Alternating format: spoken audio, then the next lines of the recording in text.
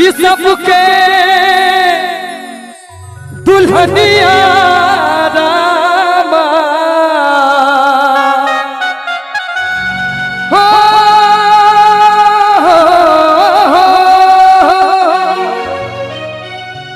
कि सबके दुल्हनिया रामा जिया जुड़ावे के मोरे दुल्हनिया जी। निक लाग रहा तो कनी हाथ उठा दो कनी सब गोटे ताली बजा का कि बचदा खसा बई मोर काबा मोरे दुल्हनिया जी। बचदा खसा बई मोर काबा मोरे दुल्हनिया जी। सबके दुल्हनिया सबके दुल्हनिया सबके दुल्हनिया रामा जिया ना जुड़ावे मोरे दुल्हनिया जी मोरे दुल्हनिया जी। बजाना खसा बई मोर काबा मोरे दुल्हनिया जी। बजाना खसा बई मोर काबा मोरे दुल्हनिया जी।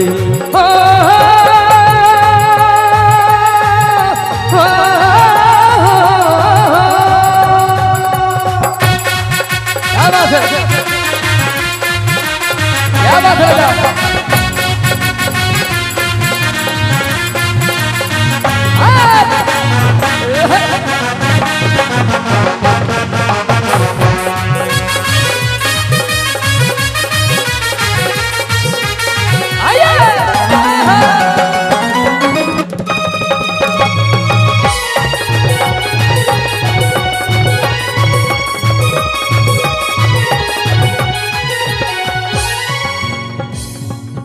गम के कन्या मनिया पहिरई बटोर सारी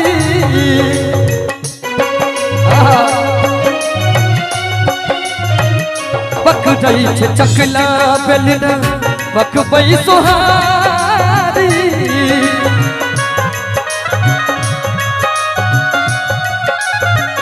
बड़ा सुंदर भाव छे गीत के।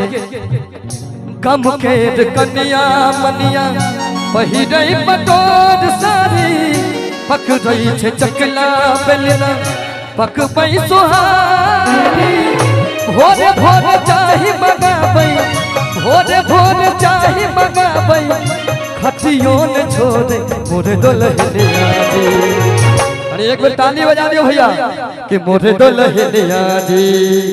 बजादा खसा बई मोर काबा मोरे दुल्हनिया जी। बजाना खसा बई मोर काबा मोरे दुल्हनिया जी।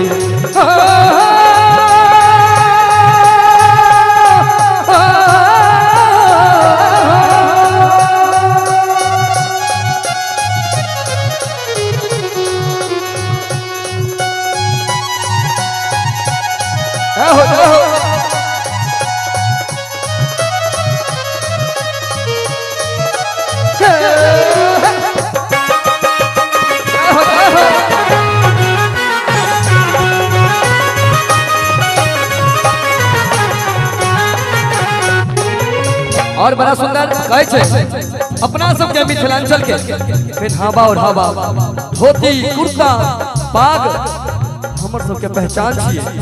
लेकिन आइ काल के कलयुग ही कन्या के ई सब नीक नहीं लाग रहल छै। कहे छथिन धोती आ गमछा देख के मुंह बनावथी। जय जय हो सूता सा पहिने देह में चिकस लगावथी।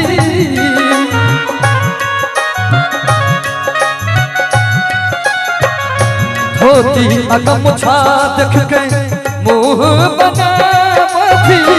सूता सा पहिने देह में चिकस लगावथी। नीचा सगर धन धन में नीचा सगर धन धन के पहिरई फला मोर दुल्हनिया जी। अब नीक लगे छे देखबे जोरदार ताली बजा दियो दोसर कलाकार रहथिन गीत के अंतिम लाइन छे और ताली के साथ कि मोरे दुल्हनिया जी बजा रे खसाबई मोर कापा मोरे दुल्हनिया जी बजा रे खसाबई मोर कापा मोरे दुल्हनिया जी बजा रे खसाबई मोर कापा मोरे दुल्हनिया जी बजा रे खसाबई मोर कापा मोरे दुल्हनिया जी